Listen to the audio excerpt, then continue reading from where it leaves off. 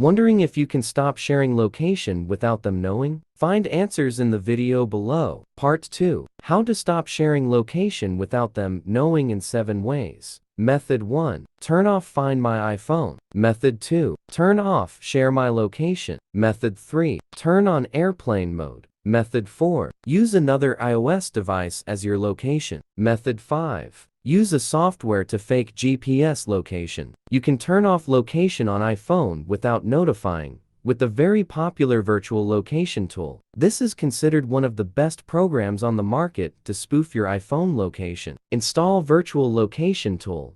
Click Get Started. Connect iPhone via USB. Click Trust. In teleport mode, select location. Enter or pinpoint on map.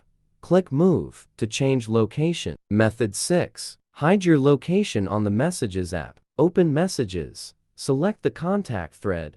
Tap the contact's name.